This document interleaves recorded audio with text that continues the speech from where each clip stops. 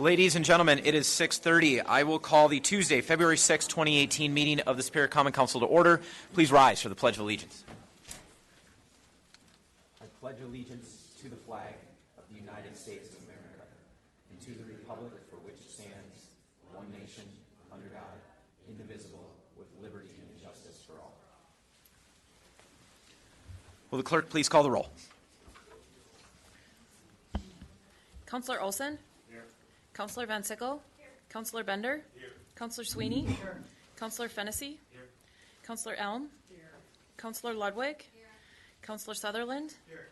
Councillor Kern? Here. Councillor Dahlbeck? Here. Youth Councillor Hale? Here. Youth Councillor Levine? Here. Youth Councillor Newman? Here. We have a quorum. Before we go into the minutes, Councillor Bender, you had a request under proclamations and commendations. Yes, thank you. We lost a great friend and champion of the Superior, of the city of Superior and the university and Rotary and everything that goes on here. About 4 years ago, Mayor Hagan presented him with the key of the city, and the only two councilors that were invited were Councillor McKenzie and I, and he would never let anybody say anything about that. Rod Campbell was a true hero of World War II. He got 2 Purple Hearts and a service medal too. The Bronze Star. Bronze Star. And his funeral is on Saturday at 10 a.m. at Concordia. And I know there's going to be a great outpouring of the people of Superior for that. So I just think we should have a moment of silence for him.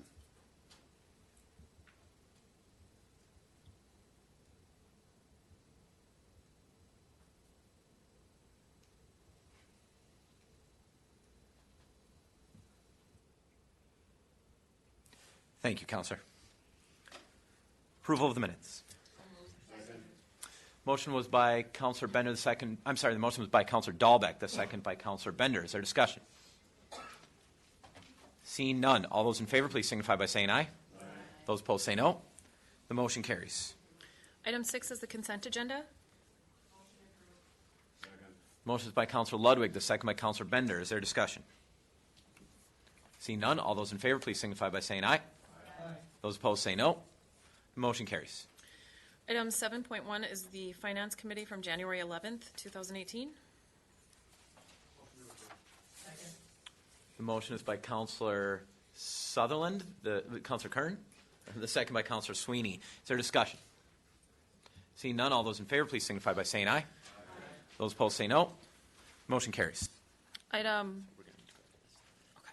7.2 is the Human Resource Committee from January 23rd. Motion is by Councillor Ludwig, the second by Councillor Bender. Is there discussion? Seeing none, all those in favor, please signify by saying aye. Aye.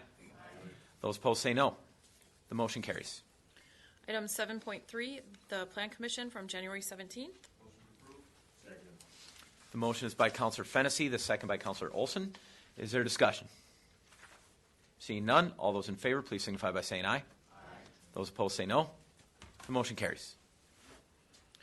Item 7.4, the Public Works Committee from January 17th. Motion is by Councillor Dahlbeck, the second by Councillor Sutherland. Is there discussion? Seeing none, all those in favor, please signify by saying aye. Aye. Those opposed say no. The motion carries. Item 8.1, City Clerk Colon requesting approval of miscellaneous licenses. Motion is by Councillor Dahlbeck, the second by Councillor Elm. Is there discussion? Seeing none, all those in favor, please signify by saying aye. Aye. Those opposed say no. The motion carries. Item 8.2, Public Works Director Janigo is recommending approval of the 5-year amendment to the Fixed Base Operators Agreement with Skydive Duluth Superior, LLC, Dean Boudoin, through December 31st, 2022. The motion is by Councillor Elm, the second by Councillor Bender. Is there discussion? Seeing none, all those in favor, please signify by saying aye. Aye. Those opposed say no. The motion carries. Item 8.3, Public Works Director Janigo and Assistant Public Works Director Carlson are requesting approval to purchase vehicle hoists from Midwest Lift at the state contract price of $146,562. Supplemental costs include $20,234 from O'Day Equipment for underground tankage, as well as an estimated $7,339.64 for in-house material costs. Motion is by Counselor Dahlbeck, the second by Counselor Bender. Is there discussion? Seeing none, all those in favor, please signify by saying aye. Those opposed say no. Motion carries. Item 8.4, Public Works Director Janigo is recommending the award of the 2018 recycled concrete and asphalt crushing contract to Anzac Construction. Motion is by Counselor Fennessy, the second by Counselor Ludwig. Is there discussion? Seeing none, all those in favor, please signify. I'm sorry, Counselor Sutherland. We got them all mixed up here. Do we know? Do they follow the responsible bid ordinance? And are they? Where is this company out of? If anyone knows, can anyone answer that?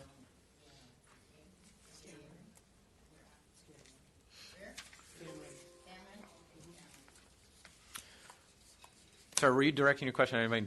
Well, I see Janigo's not over there, so if anyone Yeah, that could Mr. answer Carlson, that. are you able to answer that? The responsible bidder ordinance, yes, it was put out to bid, and that was part of the responsible bidder affidavit was part of the proposal, so they returned that as confirmed that they met the standards. Thank you.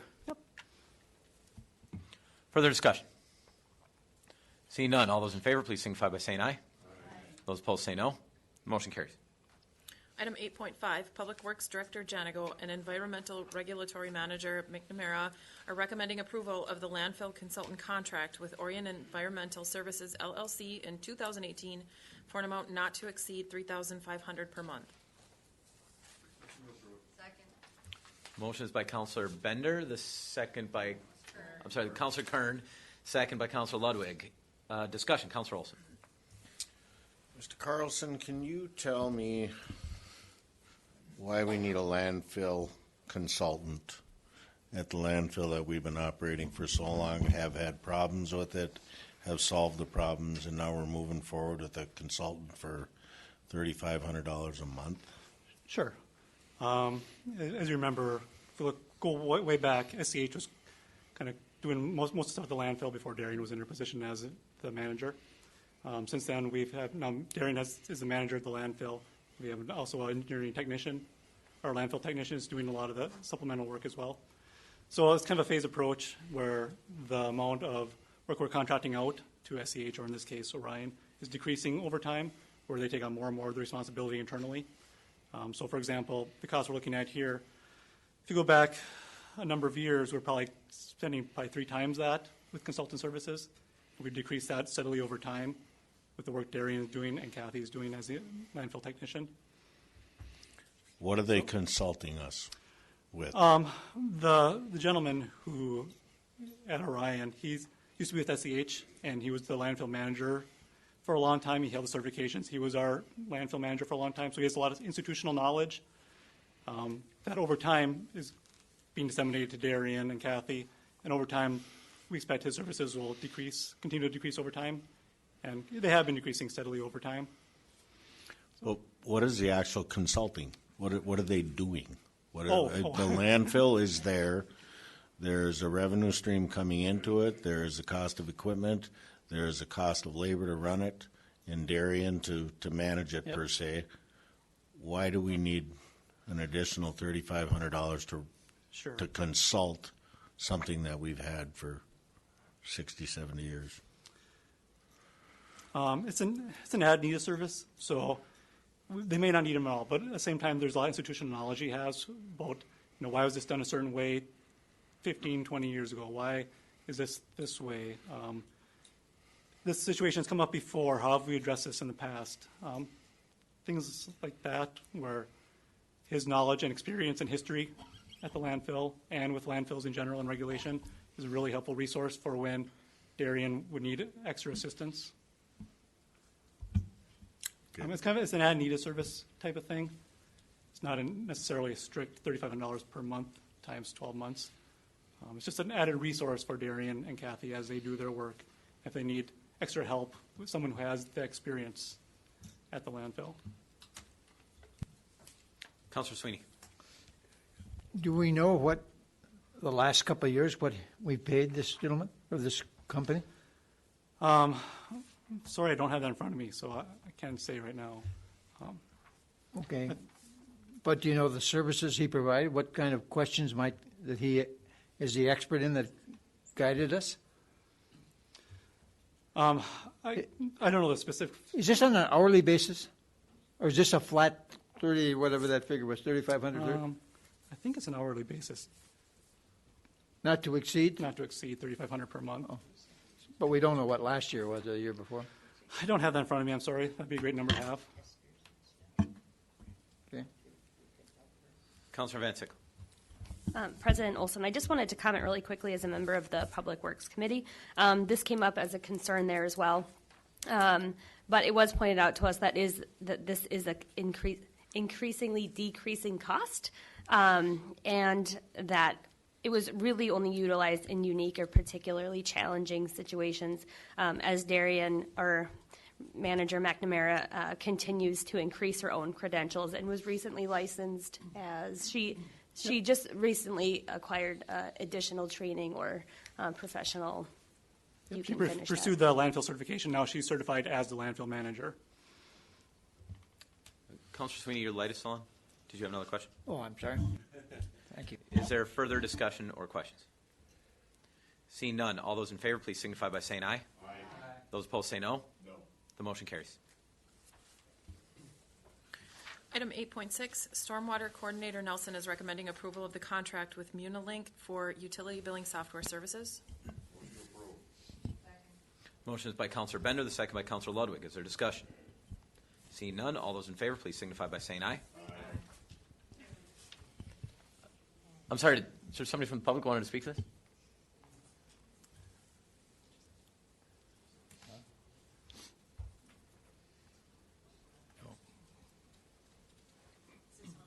No, you hit the light that looks like a person speaking.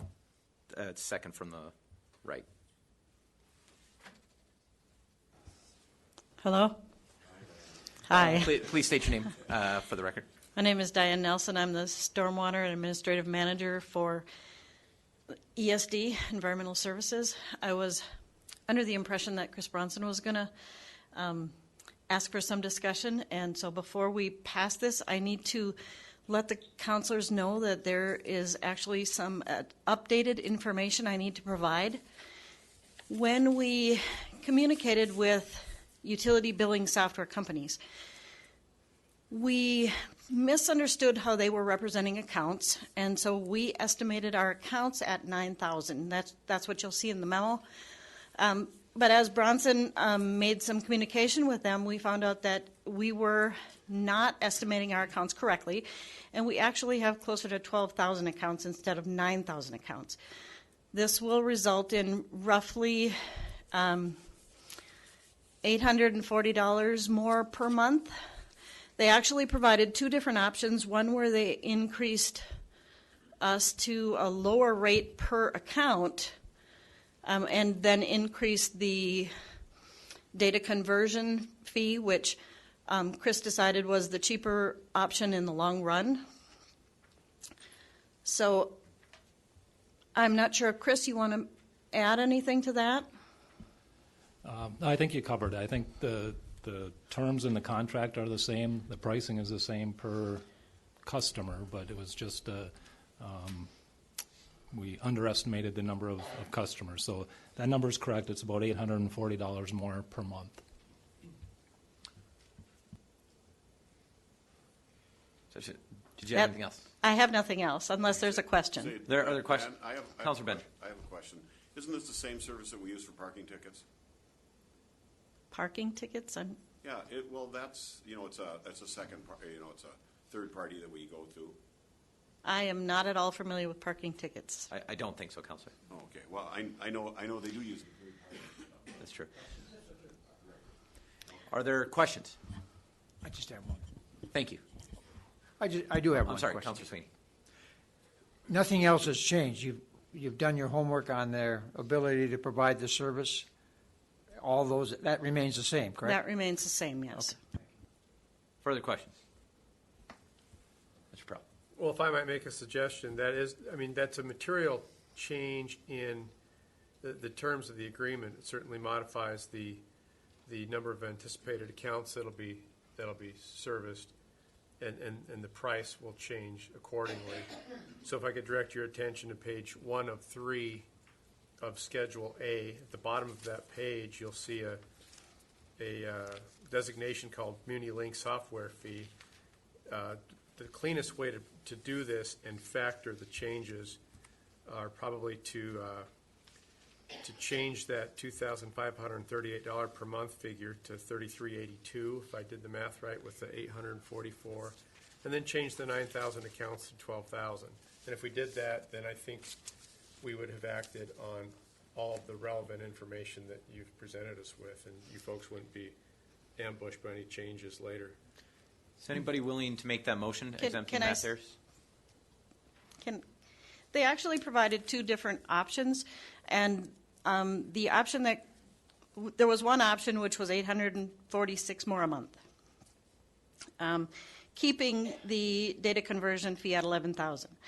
The other option was raising the data conversion fee to $14,000, but giving us a lower per account cost, going up to the $12,000, which ended up with a monthly fee of $31.68.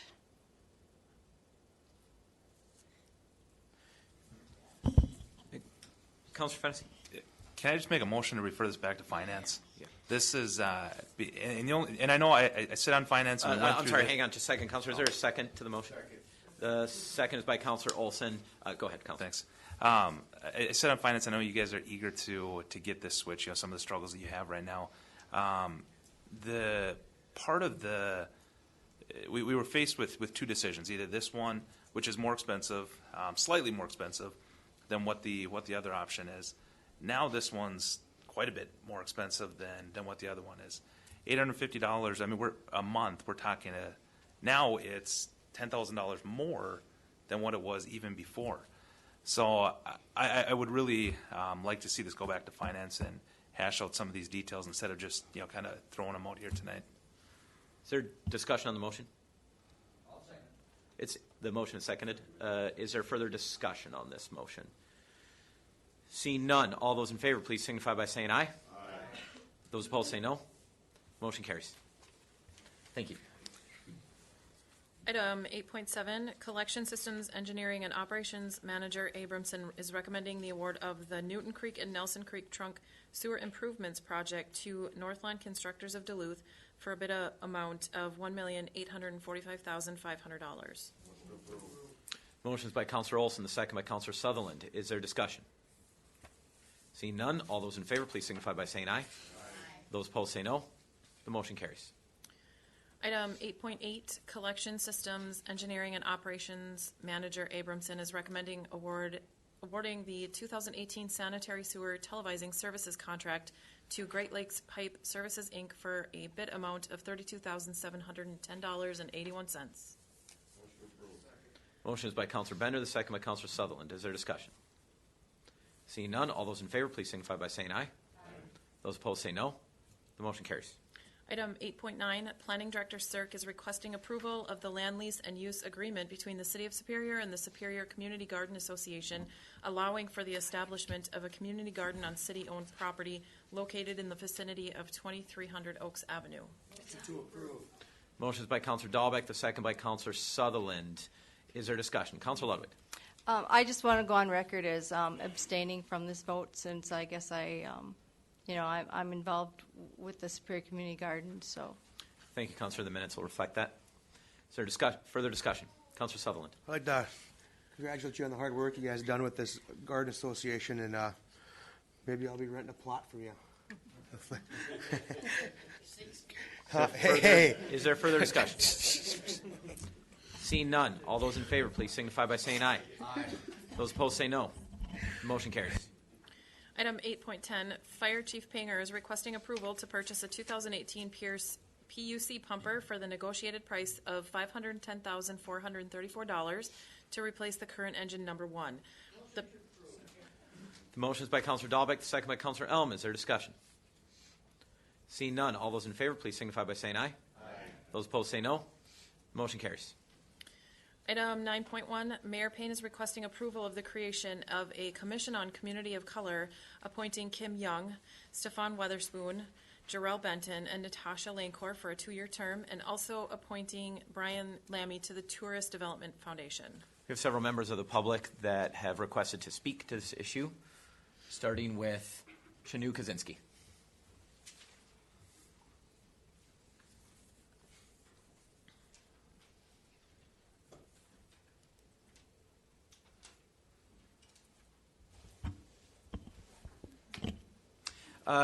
Before you speak, Ms. Kaczynski, I want to remind everybody that signed up to speak the rules for public comment here at the City Council. You have 3 minutes to address the council, and only 3 minutes, and we will have all of the public speakers go first, and then the council will be privileged to make motions after that.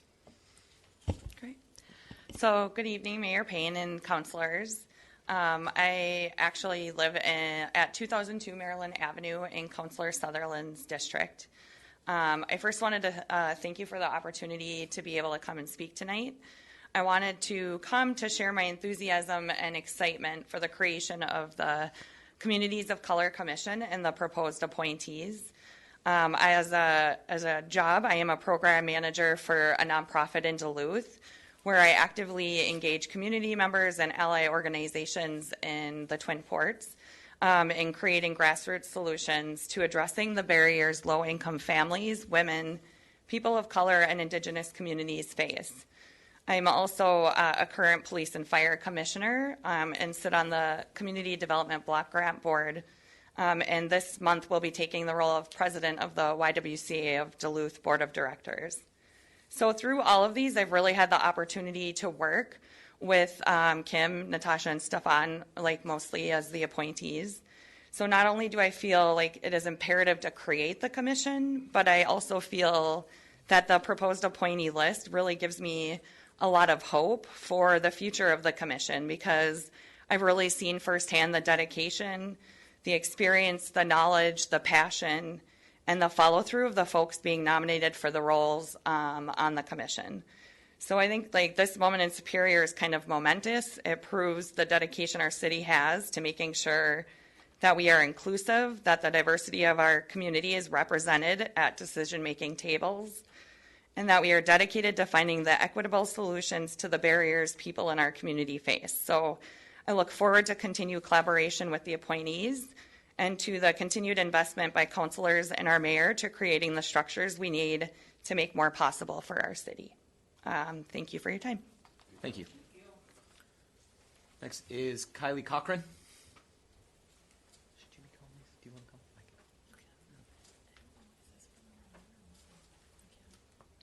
Hello. I live at 809 East 5th Street in Superior in Councilor Fennessy's district. To the Superior City Council and Mayor Payne, thank you so much for your time this evening. I have been a citizen of Superior for nearly 17 years.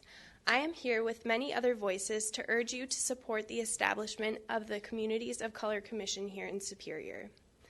I would like to share a brief anecdote about the importance of hearing others' voices.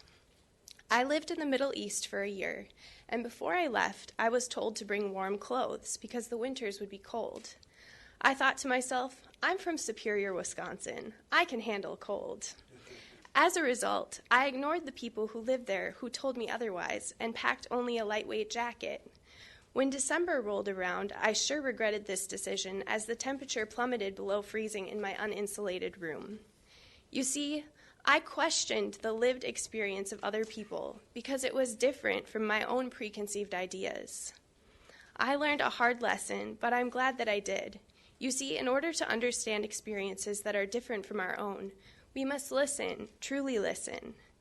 Black History Month is a time to honor the contributions that African American folks have made in U.S. history. It's a time to honor the voices of people of color. The Communities of Color Commission seeks to do just this, and we as citizens of Superior need to listen. I would like to respectfully urge you, especially my own city councilor, Brett Fennessy, to listen to the voices of all of your constituents, even those whose stories are different from your own. This commission will add inestimable value to our city and contribute to a more equitable Superior. Thank you. Thank you. So we have, I'm sorry, I have Jess Peterson on here. Is this, are you here for item number 11 or this one? This one. Please come up.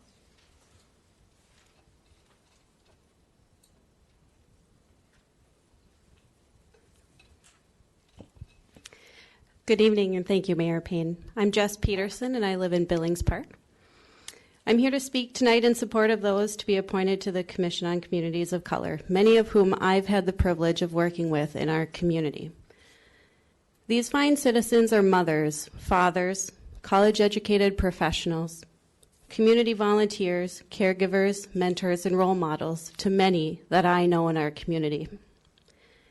They willingly share their time, experience, knowledge, and passion with you and me so that our city may be stronger, more informed, and better equipped to take care of all of its citizens. Often, too often, policies are passed that affect those voices not represented at the table, those unable or unwelcome to speak up. There was a time when women were not represented in the seats that you're sitting in right now. There was a time when those with different abilities weren't welcomed in our public spaces. There was a time when some were given privileges that others were denied. Thankfully, that time is not now. Thank you to Mayor Payne for the efforts that you're making for Superior to be truly working for everyone. This is a small step in the right direction towards a time when all voices will be heard, whether loud and strong or soft and quiet. And when we all work together, we will make this community truly work for every single one of us. Thank you for supporting this evening. Thank you. Next is Mr. Stefan Witherspoon.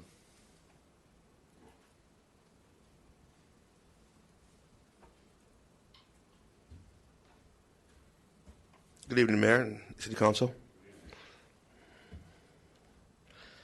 I stand here today as a citizen of Superior. I live in Billings Park.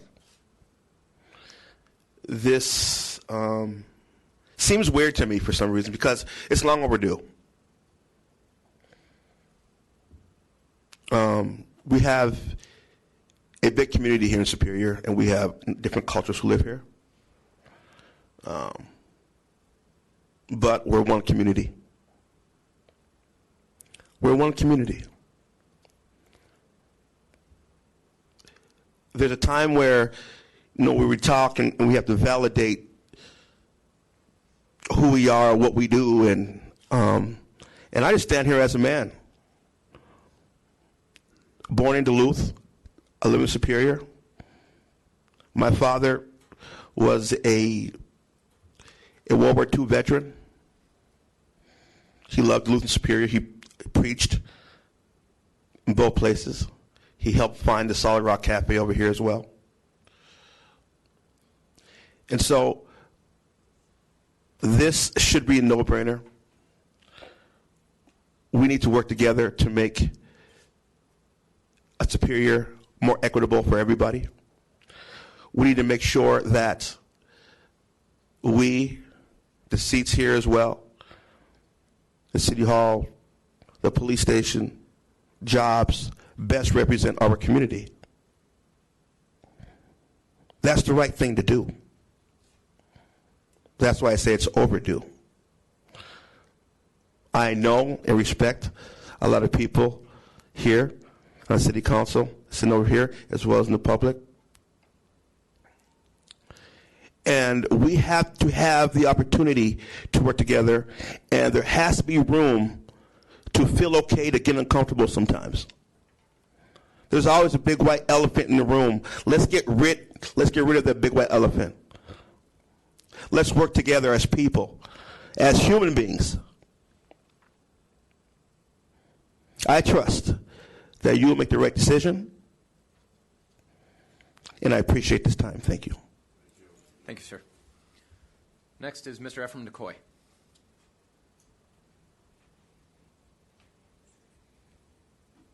Thanks, Mayor Payne. Thanks, councillors. My name is Ephraim Nikwe, and I live on 2411 Hewitt Avenue.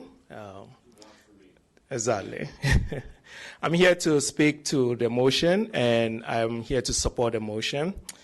I also serve as a commissioner on the Police and Fire Department, Fire Commission, and serving on that commission has given me a renewed appreciation of what citizens can bring to some of these commissions in terms of having our voices heard, making sure that we will support you as our councillors in managing our city and making sure that everybody is included. I see this new commission as a great service to the city. I believe that this commission is going to be actually an advocacy as well as an advisory committee or commission for this body. So I really hope that you consider it seriously, and we, the people, are going to come together, rally around, have advocacy, be an advising board, and the city will be better for it. So thank you very much for considering it. Thanks. Thank you, sir. Mr. Jarrell Benton.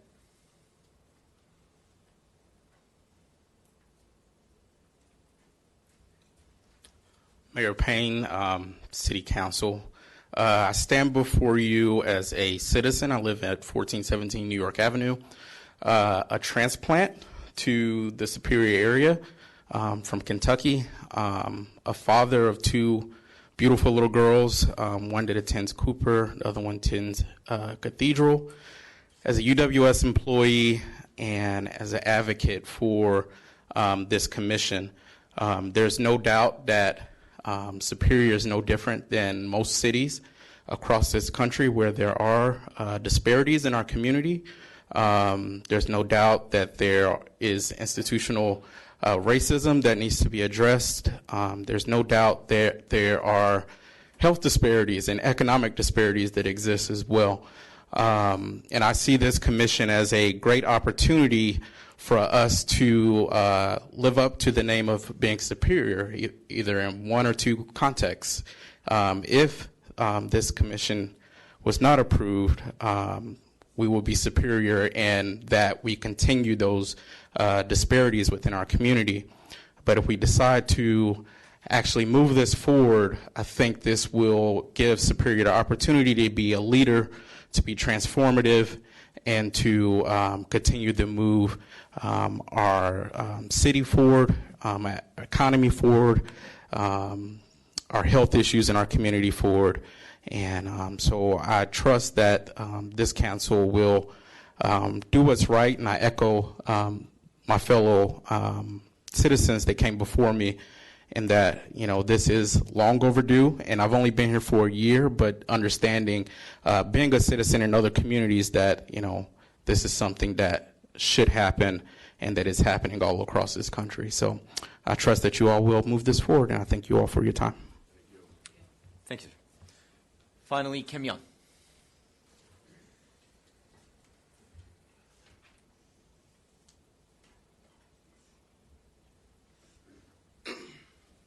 Thank you, Mayor Payne, City Councilors. I live at C6 Aspen Court. Not sure whose district I'm in now. I was in Tyler Elms. As an advocate in the community, as a two-time alum of UW Superior, a grandmother who's raising grandchildren in this community, I would like to see our community move forward. This is so long overdue, considering the fact that in the turn of the 20th century, the Superior community is estimated to have had 1,000 people of color. That's people of African heritage descent living in the community. And in 2012, our census revealed that that number had dwindled to 374. And it's been transient for a long time. People of color move to this community and they move out for several reasons. And some of the reasons that we were told through our advocacy at my organization, the Superior African Heritage Community, was because they did not feel at home. Our children didn't feel at home here. And then we're talking about our children who were born into this community. There was no sense of culture. There was no sense of place. There was no sense of purpose. And we were dealing with everyday covert and overt racism. Now, I've been in this community, and I want to say community because I mean the Twin Ports, since 1988. I've lived back and forth between Duluth and Superior. Superior has been my permanent home since 2005, and I'm proud to live here. But I also see the potential in this community for growth, for development, to become a global leader in diversity, in inclusion, and in progression. I would like to see that happen. I would like to see our businesses develop. I would like to see recruitment go on in our community and in the rest of the country towards getting talented people of color to come and build businesses here, build community, build churches, build homes, build equity, build up our economy, and contribute to this community as I do, as my fellow citizens do. And I can tell you this is long overdue because can you count on one hand the number of people of color that work in the city government of Superior, Wisconsin? We just got our first black police officer. This is long overdue. And I do hope that the council will approve this commission. I have been so honored and proud to be asked to serve, and I would do my best to uphold everything that we have been working for in these past years. Thank you for allowing me to address you today. Thank you. We have no further speakers. Before I ask your pleasure, councilors, I just want to say you'll notice there are not a lot of terms established for this commission, the length of the terms, nor the amount of people that will be on it. I felt it was very important that we get some compelling voices to advise us on the appropriate makeup and actually the mission of the commission. You'll find I sent you a memo detailing a mission for them so we know that so you know what my intent is, but I'd like them to weigh in on the charge of this commission as well, and so that will be one of the very first things that I ask them to do. That said, councilors, what is your pleasure on the creation of this commission and these appointments? The motion is by Councilor Bender. The second is by Councilor Elm. Is there discussion? Councilor Bender. If I can get this to come on. First of all, I also am an employee of UWS through the Upward Bound program, and I also substitute at the high school. And I'm very happy. I know each one of these people very well, and we can be proud of the university for their stand on diversity. We can also be proud of all the diversity that there is in the Superior Public Schools. So I just want to commend every one of them and welcome you. Thank you for your participation. Thank you. Councilor Vinsicle. I just wanted to echo those comments too, and also thank the appointees for willing to serve and help us be stronger counselors, better representatives, and to have a more inclusive community. So thank you for being here tonight. And I have to say that there's something really inspiring when your seats feel more important than ours. So thanks for coming tonight. Councilor Fennessy. Thanks. I think this is a great thing. I think that all of those who are being appointed have definitely proven themselves as champions for the city, and for that I thank you. UWS has done a wonderful job of promoting diversity and inclusion, and I think they're ones that we can look at as an example, because I don't think us as a city are quite there yet. And so for those who are going to be serving on this committee, hopefully we can bring that a little closer to where we'd like to see it. So thank you for being willing to serve, and thank you. Councilor Olson. Mayor Payne, I'd like to thank you for, if it was you that started this process through what we're seeing here tonight. I know there's a group of people, and obviously there's a commission that you folks have been appointed to be a part of and be a part of our city. I want to commend you for offering to serve in our community. This is long overdue, but there's a lot of times where we just take things for granted, and maybe if the education that we have sitting in these seats only go as far as where we're sitting, this is a great start for what we can do to help the community ourselves, the commission that you formed, and the people that are going to be serving on it to help this community move forward, and the diversity and everything else that you bring to the table. I want to thank you all very much. Councilor Sweeney. I'd just like to add one thing. I echo what everyone said. But as many commissions, boards, they tend to, after a period of time, get less and less effective. And I would recommend that you come back to the City Council, perhaps on a 6-month basis when you first start, and just report back to us so we know what's going on.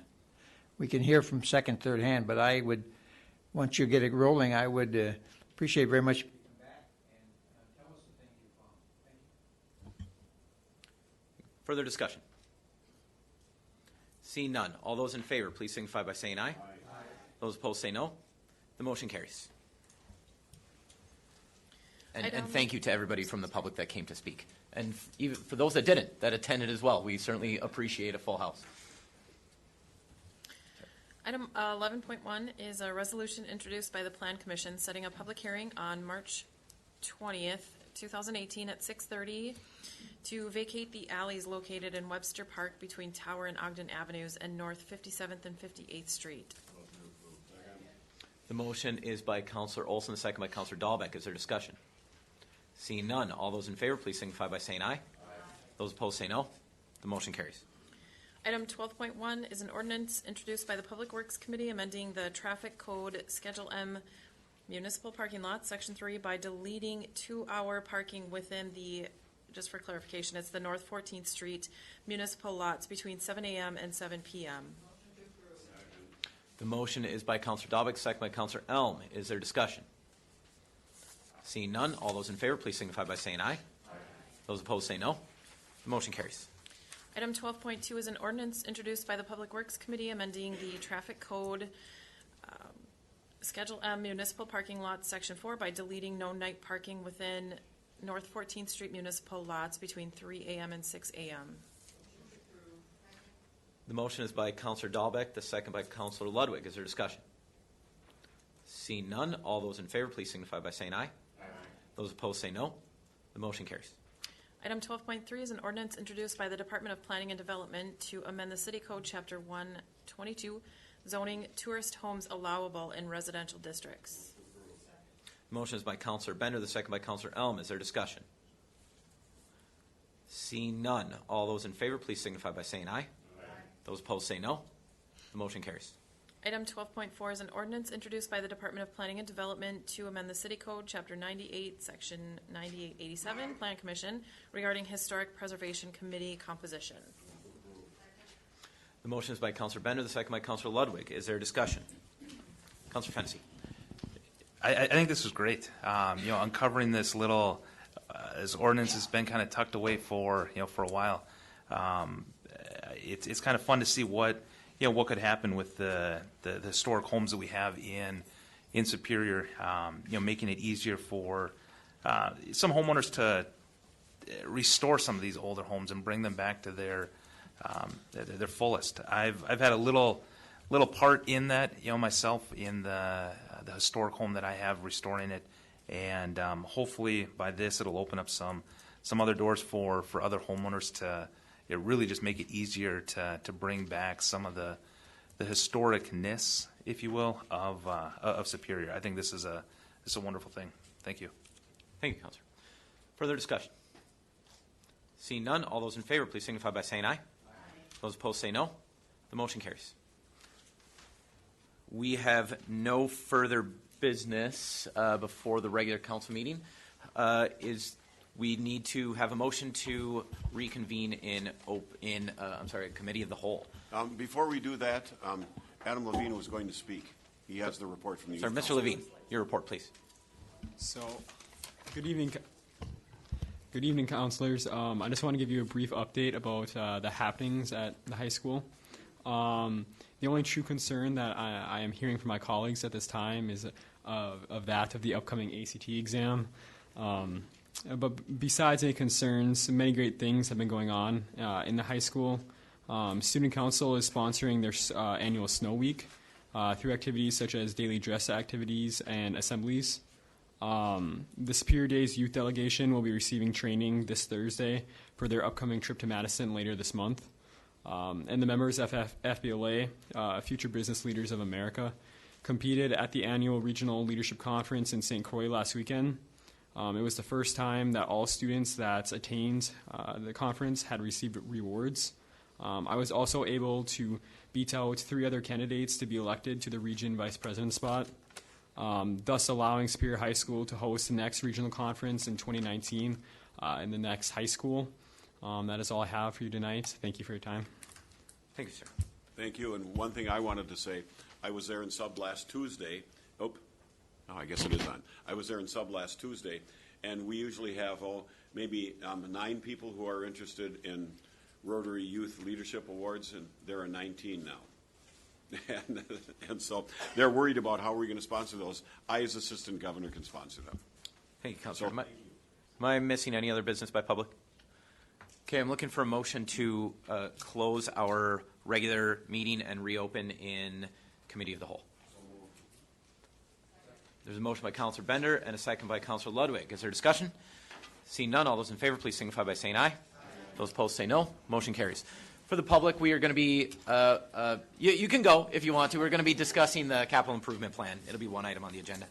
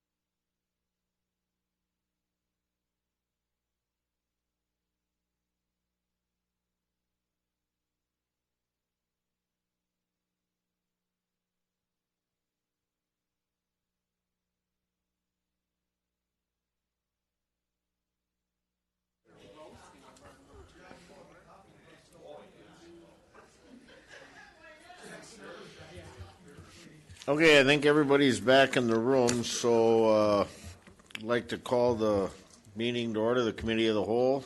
Roll was done at the regular meeting, so we're good with that. Frog, if you would explain my position, please. So we haven't done a committee of the whole meeting in a while. These meetings are designed to allow more free discussion with whatever it is you're talking about. Obviously, the CIP. The mayor is joining you in that discussion, so he's free now without chairing the meeting to engage in all of the dialogue. He won't be making motions or voting. He can break a tie if it comes to that. Our council president is going to retain his vote, so he'll be voting when it comes to that. Thank you. So with that, Vice President Kern, myself, the mayor, and Jean had met earlier, and we had decided with all the stuff that's coming before us with the CIP, some transferring of some funds, looking at programs that weren't completely finished yet, that this would be a good opportunity. It allows us as counselors to have a little bit more time to in-depth ask questions as we see fit, or if there's anything that we don't understand, to bring to Jean or Chris Bronson or anybody else here. So with that, Jean, I'd like to turn it over to you, and we'll just see how we work out here. Okay, thank you, Counselor. Mayor, did you have any opening thoughts you wanted to share before I get going here? Sure.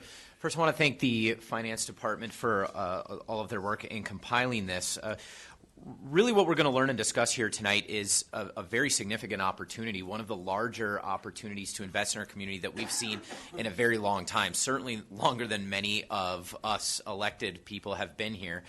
The fairly dramatic increases in revenue from the oil pipeline terminal tax gives us an opportunity to really invest in a lot of our facilities, our infrastructure, our buildings, equipment, and even create some new programs and ideas and initiatives to move forward. The process that we use, that I'm sure Jean is going to explain, is we asked department heads and people that generally submit requests to the capital improvement program to submit their goals, really without a lot of restrictions other than basic responsibility. We found that we were able to grant most of those requests and even a couple of other reasonable ideas. You'll see that this is a fairly significant increase over the last CIP proposal that you saw, but you'll also see that we have a much larger contingency than that as well. So while we are investing a significant amount of money, we're still leaving a great deal in reserve and on the table. And that's partially for two reasons. I asked deliberately that contingency remain at $2 million because one, we don't know how these projects will shake out over the next 5 years. That's a long time to plan for.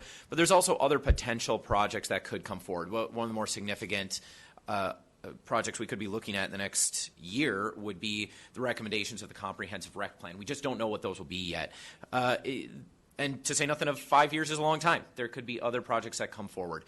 So I encourage you to listen to the presentation, ask questions. We should have some discussion about this because this is a great deal of money. But again, I really think this is a great opportunity to invest in our city in a way that we just haven't been able to in many, many years. Thank you.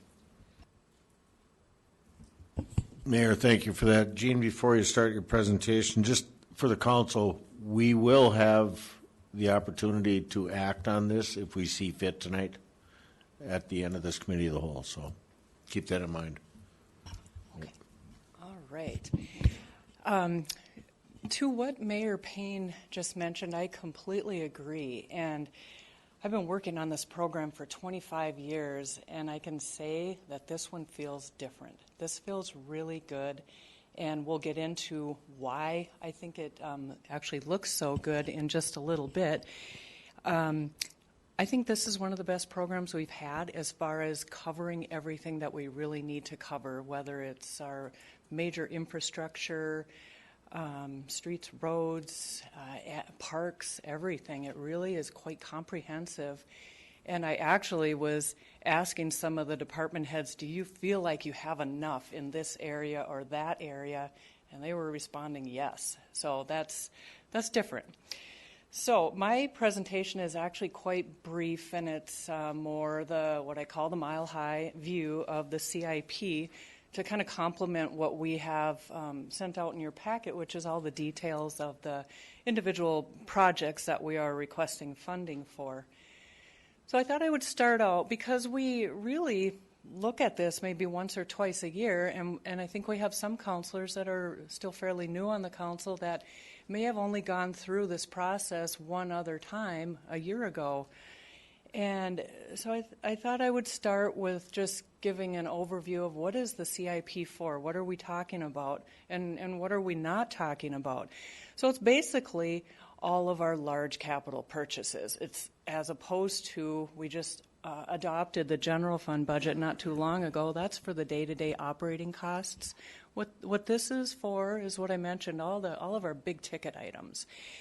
And it's also, it does not include our enterprise funds, the wastewater, stormwater, landfill, because they have their own capital programs within their funds, and they're budgeted by the fees that cover those programs. So these numbers are kind of low. $10,000 or more is the cost of an individual spend to be included in the CIP, and it also has to have a useful life of 10 years or longer. We are already looking at the years 2019 through 2023, and I always say this, 2019 seems like it's a long way off, but it's actually just next year. And so we like to have a 5-year program. It's one of the items that our bond rating agency sees very favorably. They see that we're planning out for 5 years. It doesn't mean that we know exactly what is going to happen in these next 5 years, and so we try to structure it so it's flexible, that if you see changes or if we have projects that come up with a higher priority next year at this time, we can adjust this program. It's very, very flexible.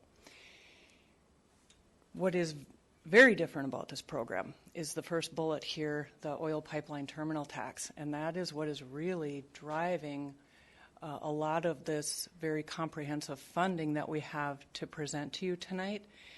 That particular revenue source some years ago, back in like 2011, was just a little over $1 million. Today it is over $5 million annually that we receive for that.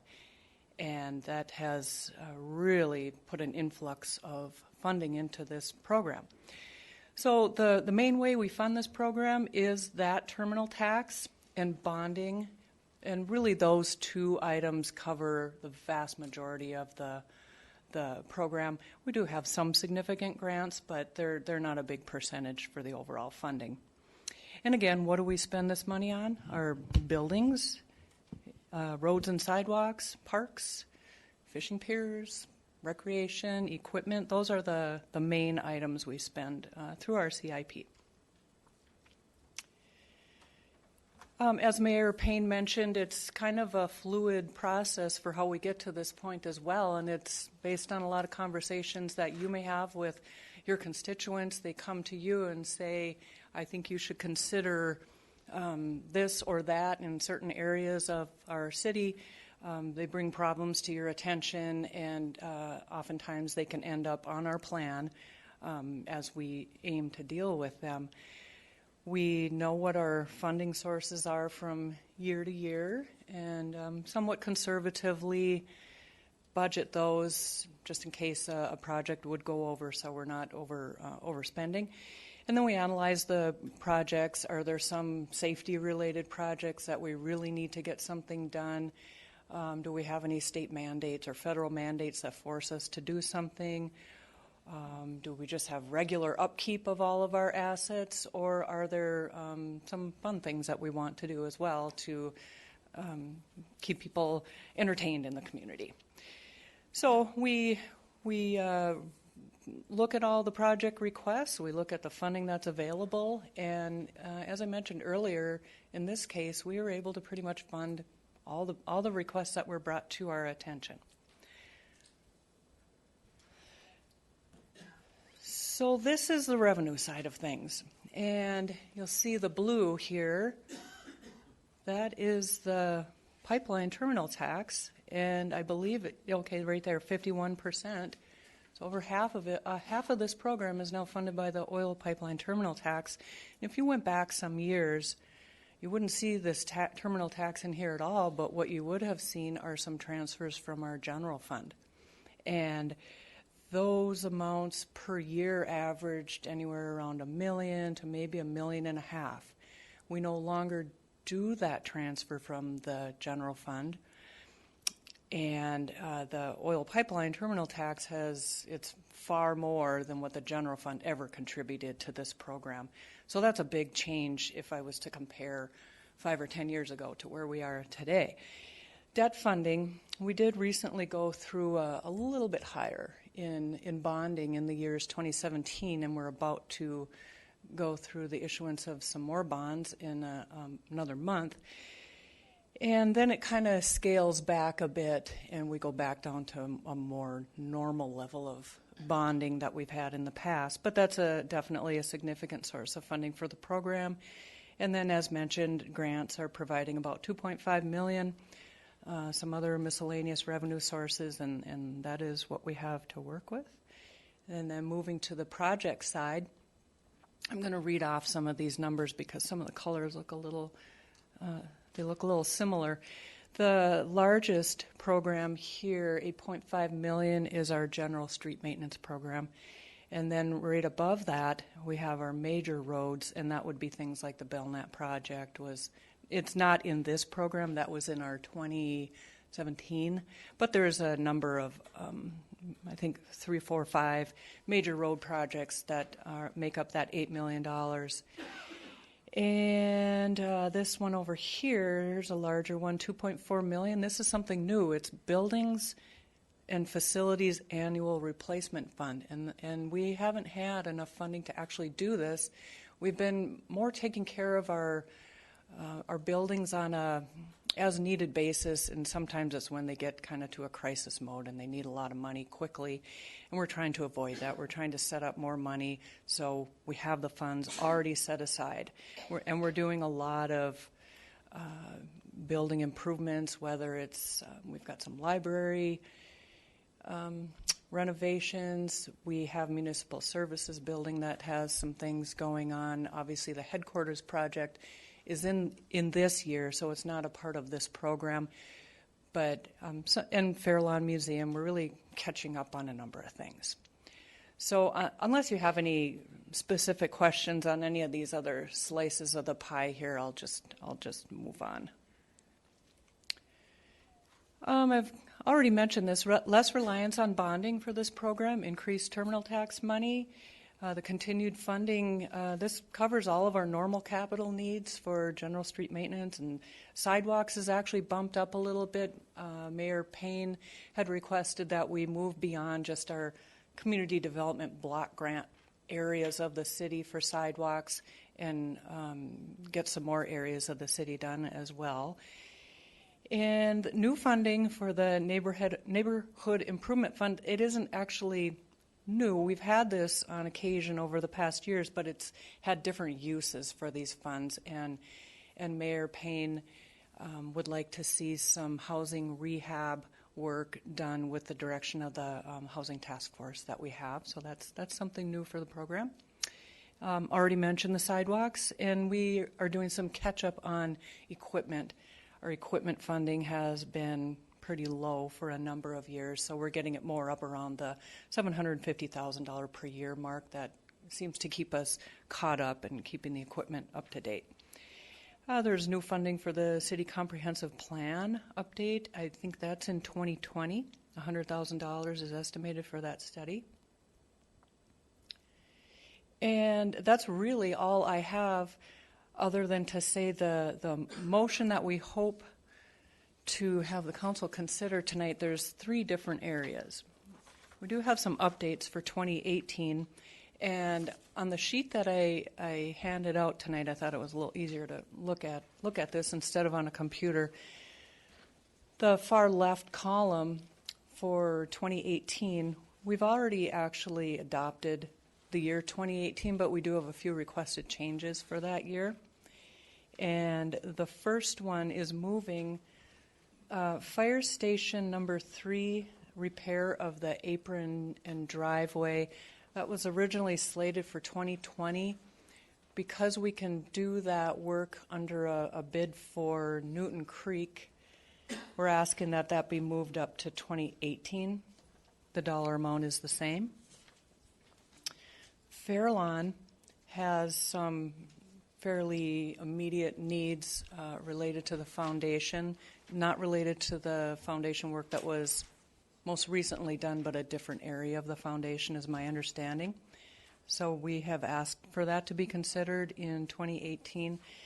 And City Clerk Kalan has requested an update to the voting equipment, and she relayed all the many benefits of that. So I don't know how the council wants to do this, if you want to do separate considerations for those, but that is one area that we're looking for council approval on. The next one would be formal adoption for just the year 2019 of the CIP, and then doing, as we've done in the past, tentative approval of 2020 to 2023. And then we have our full 5-year program. You can still make changes during the year, and then we can say we've got at least we can say we've got our 5-year program and still flexible.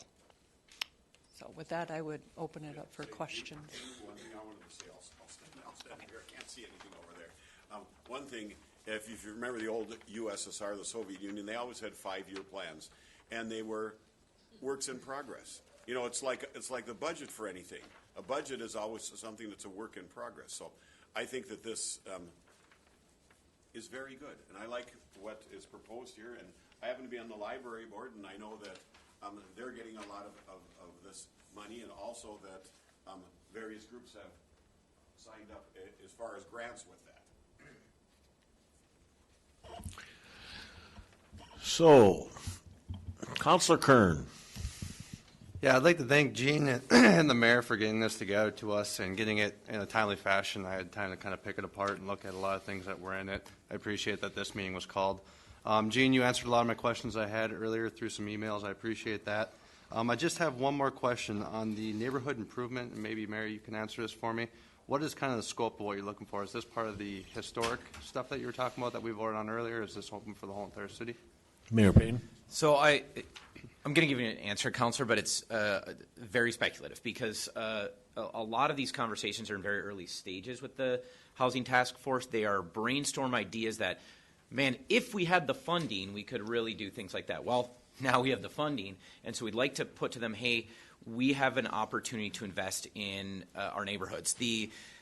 So the money is arguably fairly arbitrary. The way we came up with it is you can make significant impacts in housing restoration with about that much money. It's about the scale of the rehabs we would want to do to see realistic and meaningful improvements in housing stock.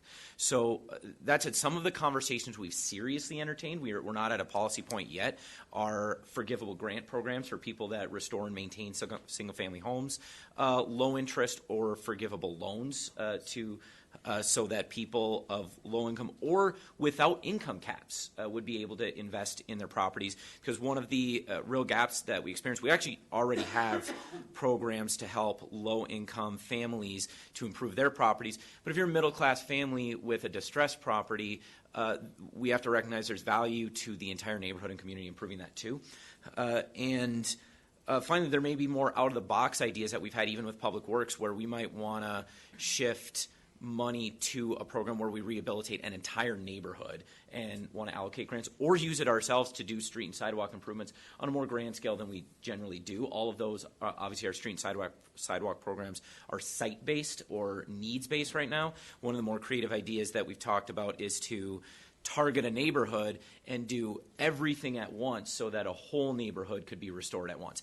So these are potential policy proposals. We would the Housing Task Force would recommend them. We'd look at things that worked in other communities and bring a policy forward, probably to the Plan Commission, City Council for it. So it's unallocated now, but it's a chance for us to do some real work with it. Yeah, thank you. And I also just want to make a few more comments. I really like the diversification that we've done all over everything on here. Sometimes we get caught up in the the big budget items like a fire hall and this and that, but we've kind of spread it apart. I mean, I see the $500,000 for sidewalks. I think that's great. Some of these smaller things, they go a long way in the community when they see a lot of things happening versus just a brand new fire hall. No offense, it's going to be a beautiful fire hall, but just kind of moving it all around. So I really like that. The last thing I want to point out, and Jack, I don't mean to steal your thunder, but the only thing that really scares me, and we just got to always keep an eye on, is the transfer of the pipeline terminal tax to the general fund. Because at a certain point, we don't know what the future is, but just as long as we keep an eye on that and we're not getting too far ahead of ourselves and something happens in the market, and now we're depending so heavily on that, the fund our general, and we're not being able to do some of these other wonderful things that we have on here. But thanks again for everybody that put this together. I think it looks great, and I look forward to seeing it come through. Councillor Dahlbeck. I just want to make a comment on the Neighborhood Improvement Fund. We had this back in the 70s, 1973 through 77, I believe, and it was a very good program. A lot of people, like you say, middle class people, middle income people, could take a loan from the city, pay it back within so many years, or if they stayed in their home for a certain amount of time, they didn't have to pay it back if they didn't sell it within so many years. So I think this is an excellent program. I think this will help improve my end of town tremendously. Thank you.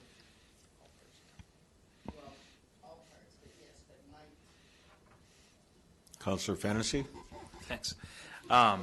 With the, I love the neighborhood improvement plan. I guess I just question, does it qualify for, does it meet the test to qualify for the CIP?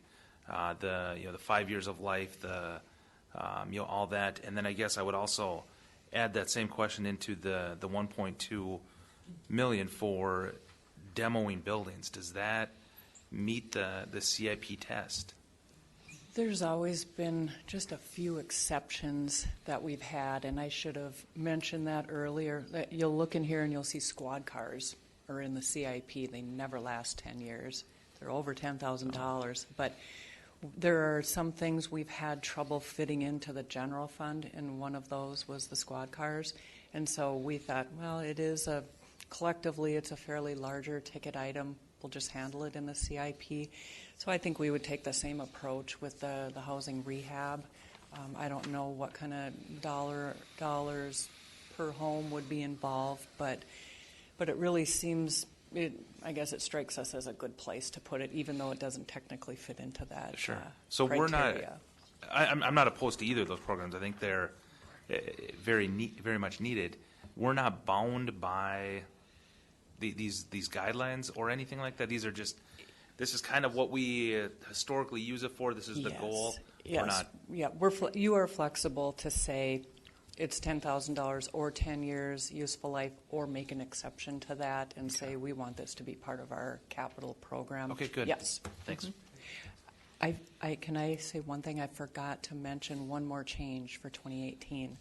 And it was a recent request. Mayor Payne, did you want to talk about sidewalks for 2018? Yes, and as Frog Astuli pointed out, I can't make the motion myself, but I'd like the council to consider, we have a lot of great projects happening both this year and over the next couple of years, but the sidewalk program, we did not increase that for 2018, but I think we really can and should start doing some significant sidewalk improvements this year. So I'd like to recommend, before I make the actual recommendation, let me say the way we'll do this, because this is coming up right now, we don't have a 2018 sidewalk plan. I can't guarantee we would spend all the money, but what we would be looking to do is take requests from councilors themselves about sidewalks that you really need, if you're hearing from constituents that you really need specific sidewalks improved, but then to develop a policy around what sidewalks we really aggressively need to address. Main routes of transportation, of course, extra routes to school and commerce,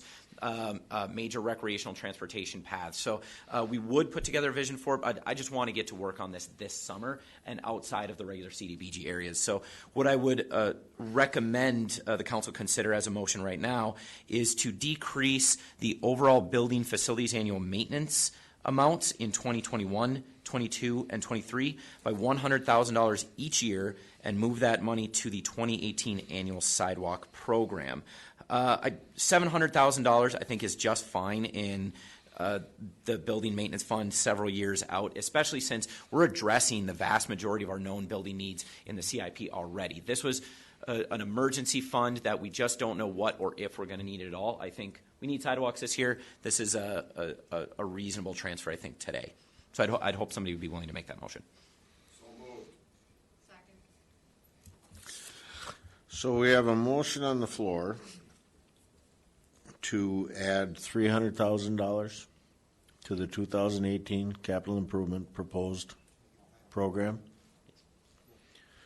And we have a second. Is there any discussion on this? Warren, you okay over there? Yeah. Sutherland's got a light. So then we would, Councilor Sutherland. so then we would give you ideas of what we want done in our districts, each one, and then we'll decide on that $500,000. And actually, we've done that already. Okay. We have the $200,000 CDBG fund, but if a counselor Okay. comes to, and this is not new, this is not unique to my administration, if you have projects that are really important, we find the money to try and do some of that, and this just means we will have more money to do things that are really urgent. So, I mean, not to be flippant about it, but I'd strongly urge you to go walk the districts, walk your districts, especially as the snow clears, or maybe more importantly, before it clears.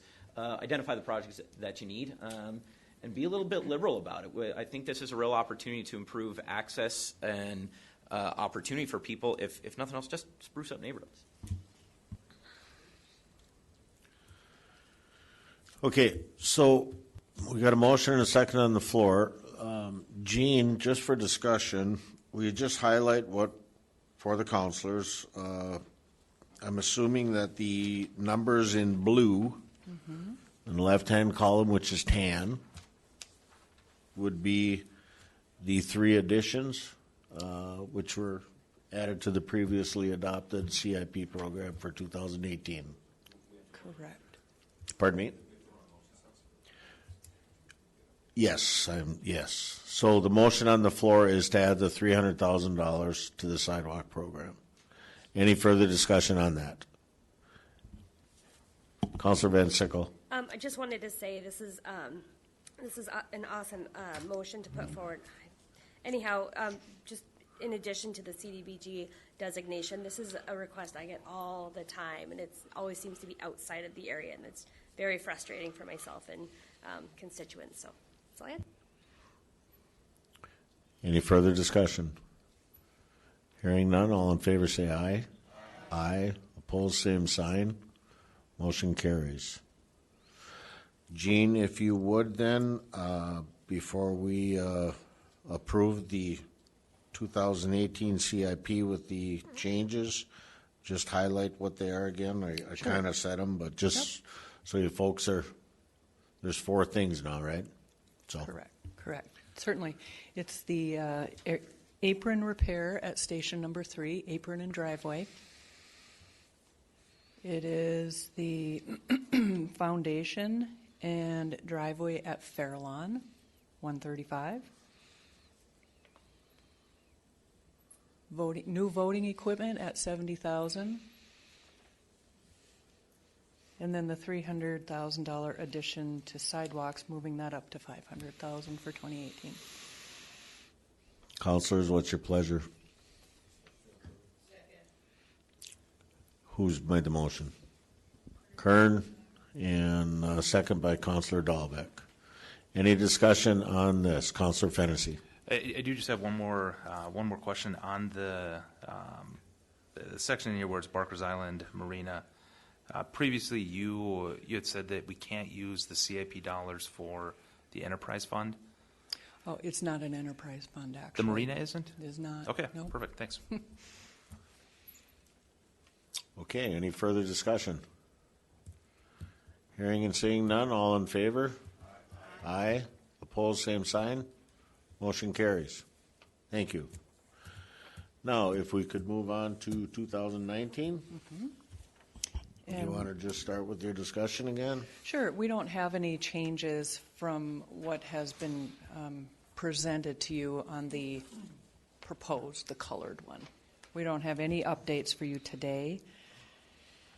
And you'll see the revenue numbers there, just over 8.8 million for 2019, and projects of just over 8.3 million. Councilors, your pleasure. Motion by Councilor Kern, second by Councilor Dahlbeck. Any discussion on the 2019 CIP? Warren, good? Hearing none, seeing none, all in favor? Aye. Opposed, same sign. Motion carries. 2020 through 2023, please. Okay, and then we are seeking tentative approval for these years. And I don't have all 4 years' revenue added up together, but you'll see them identified on the top of the sheet. And then down below, we are reducing a total of $300,000 over those final 3 years for the what you just approved for the sidewalk addition. So, Councilors? Motion by Councilor Dahlbeck, second by Councilor Fennessy. Any discussion on the tentative program adoption? Seeing and hearing none, all in favor say aye. Aye. Opposed, same sign. Motion carries. Is there any other discussion at the Committee of the Whole tonight? Seeing none, we stand adjourned. Thank you all. thank you very much, everybody.